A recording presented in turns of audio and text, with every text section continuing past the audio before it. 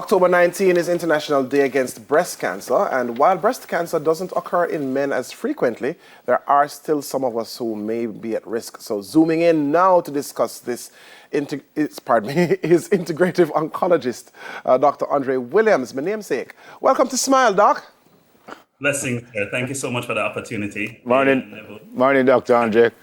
Hope all is well with you and your family, sir. 100%. You know it is. Garth actually said it doesn't happen too frequently, but how frequently does it happen? Yeah, so breast cancer in males, I call it the 1 in a million cancer, because less than 1% of all breast cancer happens in males. So you have a better chance of winning lotto.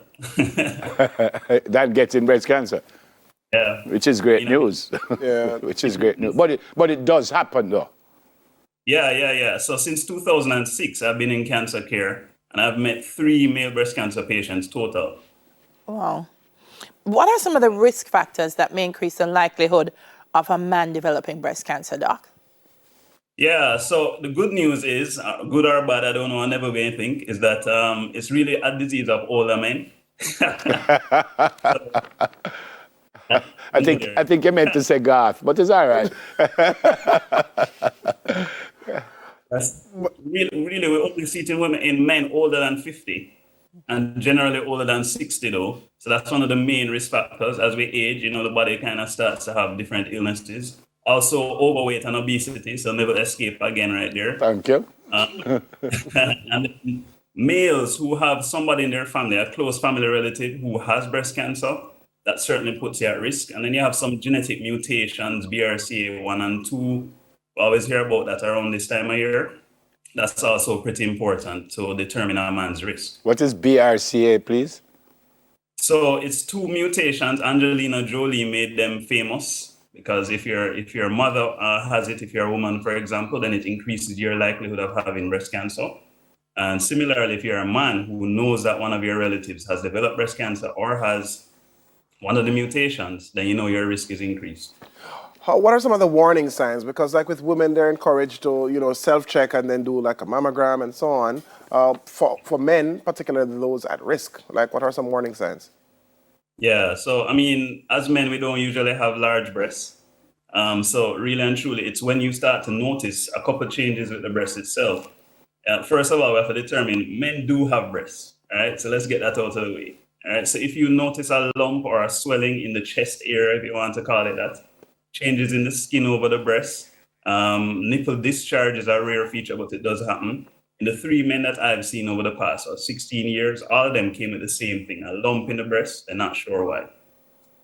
I know for prostate cancer in men, Doc, they encourage screening at 40 and beyond. Yeah. How would you encourage men, because it's so rare, to get screened for breast cancer? Yeah. So what we do is, because it's so rare, the benefits of screening a wide population is not really great. However, as I said before, if there are men who already know that, listen, somebody in my family had breast cancer, or you may already know, I've had men who have actually had breast cancer before, and then they come to see me. So they have to be monitored very closely.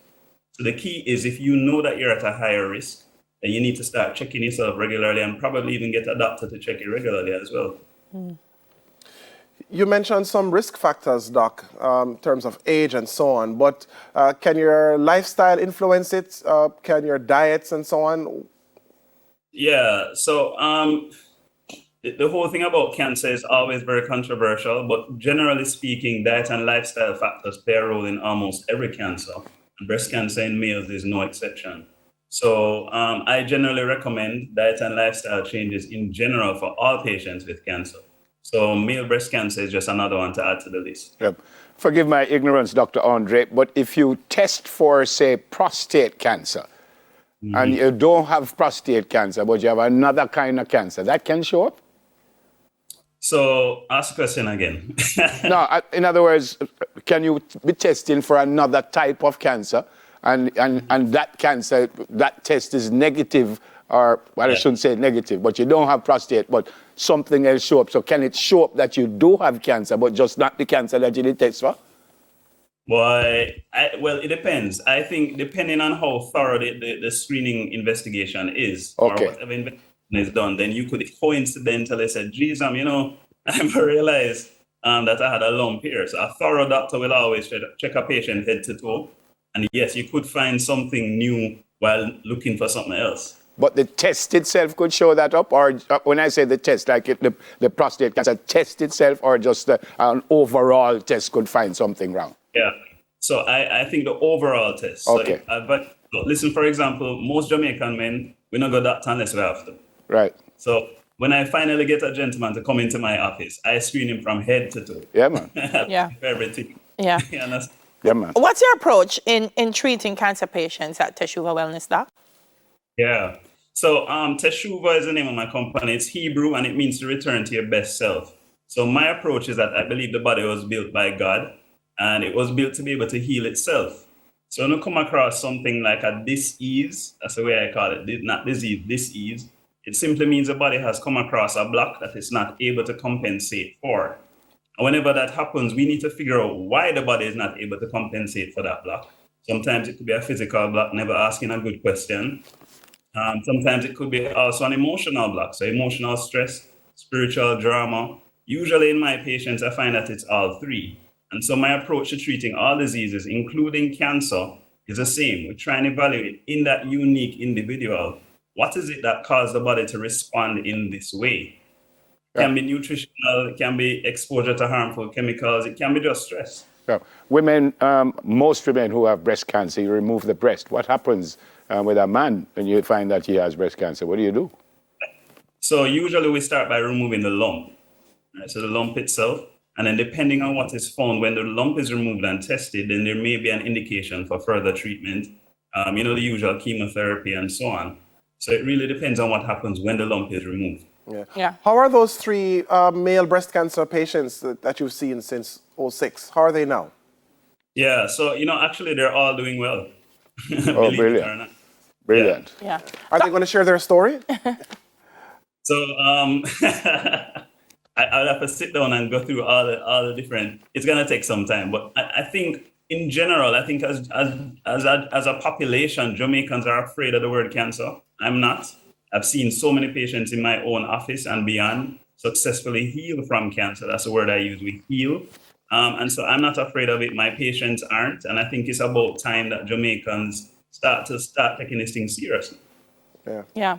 I know Garth had asked what were some of the lifestyle risks, but those men who are watching, what are some of the lifestyle healthy habits that they should start practicing, Doc, to make sure that they never come to see you? No offense meant.